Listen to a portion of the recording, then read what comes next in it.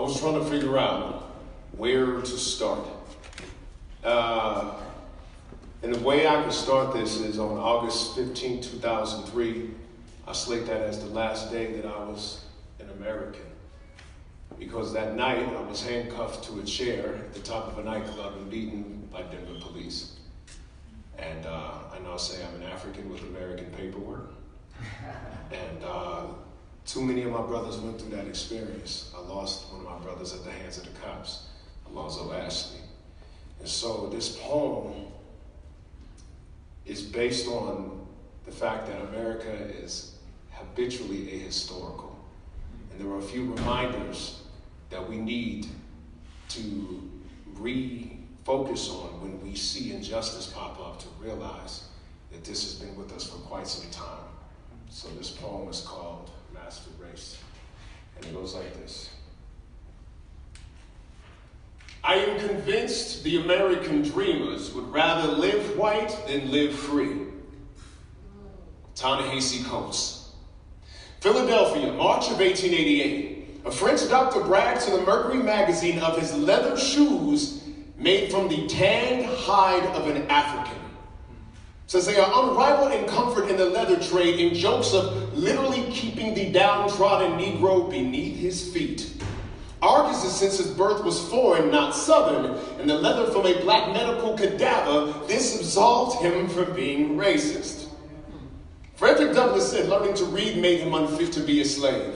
Learning to read history made me unfit to be American. Still, most black folks want whites to walk beside them.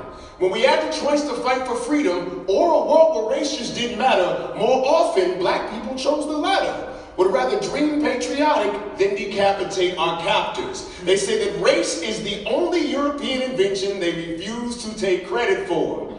An invention we were forced to master, and I can fake a confident walk on most days. But PTSD trips me up along the way. If I could sue Denver police for what they beat out of me that day, I say forget dollars, pay me them hours of sleep you stole away. If I had a dime for the times I could find my face on Eric Garner's, I could write a check for my own therapy. Instead, I write poems like I can brilliant my way into being bulletproof and scream them at white walls of compassionate indifference.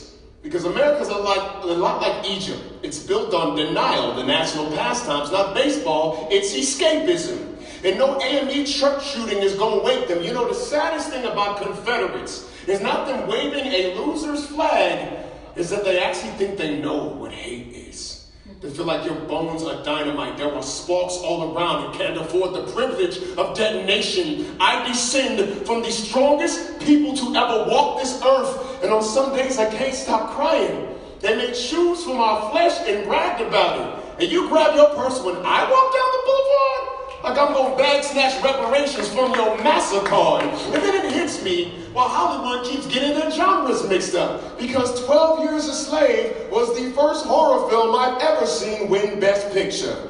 This isn't drama. It's a 400-year sequel of Get Out. Yet denial can't acknowledge our generation of reruns because more, the whites feared our ability to survive. They feared our ability to learn.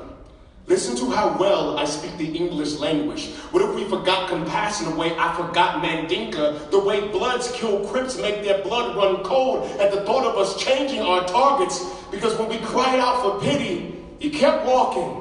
On leather shoes built from our hide, stretched so smoothly that the whip marks were barely visible beneath cotton laces picked when that shoe was alive. And I'm astounded at how enlightened this poem's ending could sound if only the poet reading it were white. And I sit at this job interview in leather shoes, across from a man too kind for me to comfortably call him boss. His sky blue eyes match the height of his faith and my abilities.